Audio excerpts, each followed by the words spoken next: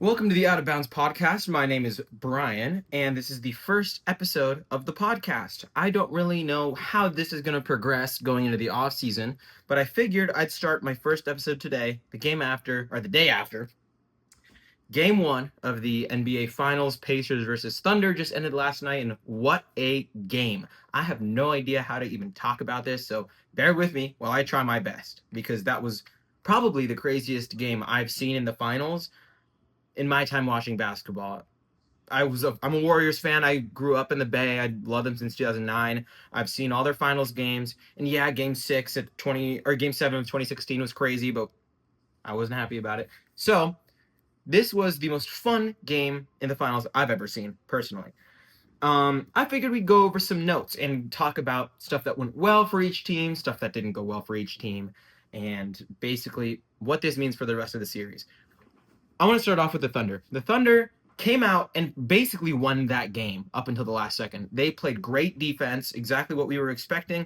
The thing about defense for the Thunder and for any great defensive team is that they're always going to be able to control that because a lot of defense is controllables, communication, effort, active hands, and that's all stuff that the Thunder players have and are skilled at. So they're always going to have that there. The place that they struggled was in the little moments of weakness that they showed.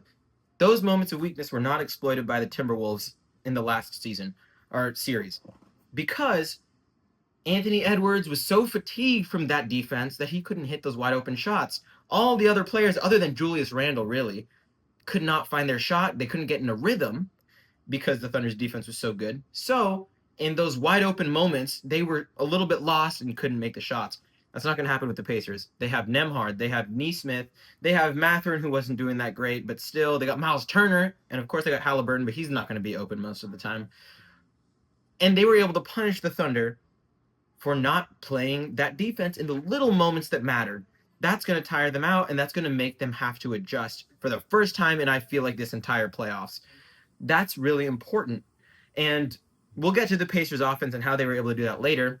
But let's talk about the Thunder offense first. Shea was great as usual, but something that I liked that the Pacers did defensively was make the Thunder score in another way. They were able to do that again against the Timberwolves. Maybe it's luck, maybe it was just momentum, I don't know. Maybe it's because they weren't as tired, but this time a lot of their players did not hit the key three-pointers. Chet Holmgren was kind of disappeared in the first game, if I'm being honest. J-Dub and Shea did really well, and J-Dub did a really good job of getting downhill. But he didn't really shoot the ball that well. And Caruso was not the punisher. Lou Dort had some very big threes that kept them up for most of the game, but when time was running out, he wasn't there. That's what allowed the Pacers to come back, which we'll get to soon. But it just feels like they need to do more as a team to support Shea in his style of play. Obviously, he's going to put up those numbers whether the Pacers want him to or not. So it's about getting the other guys out of rhythm. And that's what the Pacers did well, and that's what the Thunder need to adjust to next game. They need the role players to step up and make those shots. If they did, the comeback would have never happened. Speaking of, let's talk about the Pacers. They struggled a lot, not because of their own problems, but because of the Thunder. They weren't really able to run and gun and punish other teams for their offense. And that is because of the Thunder's handsiness. I mean, we saw the story of the game. Let's talk about it. The turnovers. The turnovers this game were unbelievable. And it wasn't the Pacers' fault. It wasn't their fault. It was the Thunder in their hands. That's what caused them to have 19 halftime turnovers. 19. It felt like when they weren't scoring the ball, it was a turnover. I don't remember seeing them miss very much, but they just didn't get the chance to shoot that often because the Thunder kept poking and poking. It was ridiculous. I mean, that's just what they do best.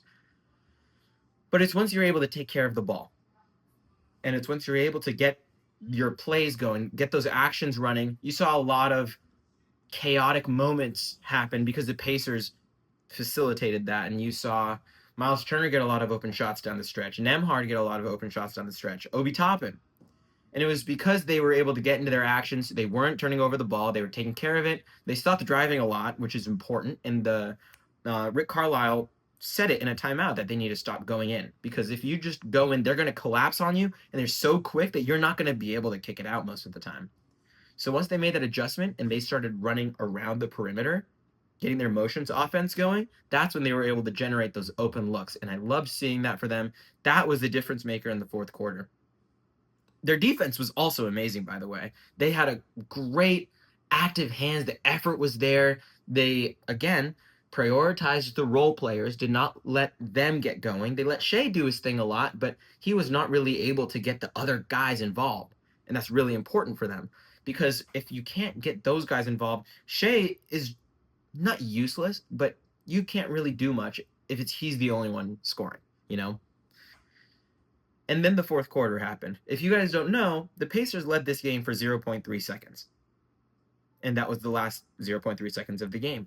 Nembhard was great down the stretch, got a lot of passes going. He had like 2-3 assists in that fourth quarter, on top of like the two. There's an and one that he had, and that insane three-pointer that where he just broke down Shea. That was insane. I mean, I was in awe when I saw that.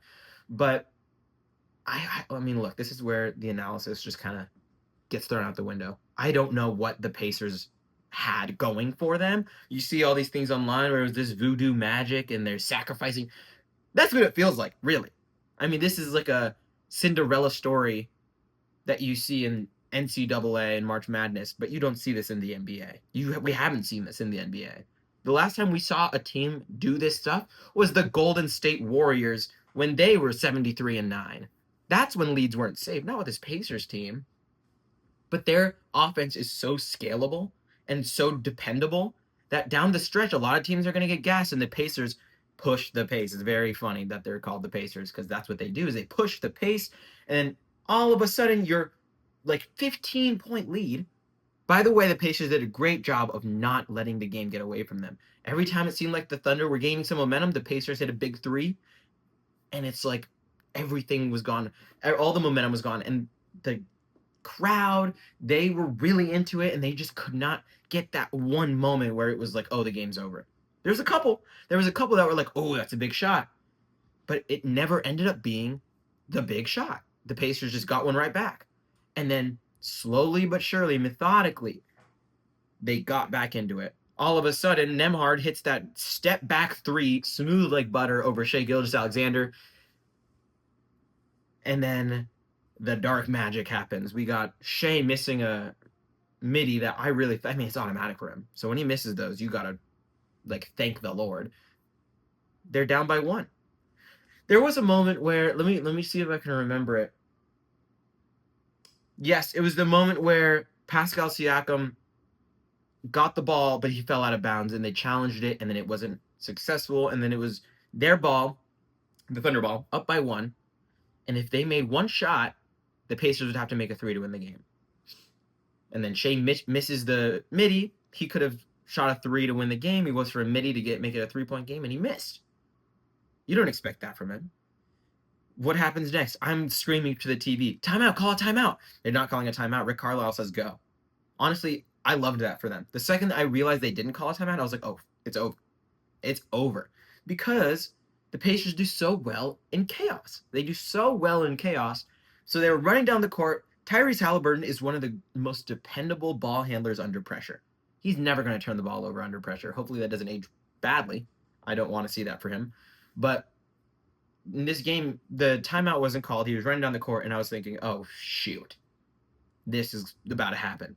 Like, something's about to happen. He goes in, and this is the great thing about the Pacers. They're very much not like the Celtics, where they're either going to drive and try and get a good finish, or they're going to get a three. No. They were guarding the three-point line. Tyrese starts driving. Obviously, they're like, oh, he's going to go for a layup. Over adjust. They go back too deep, and then he just pulls up. Buckets.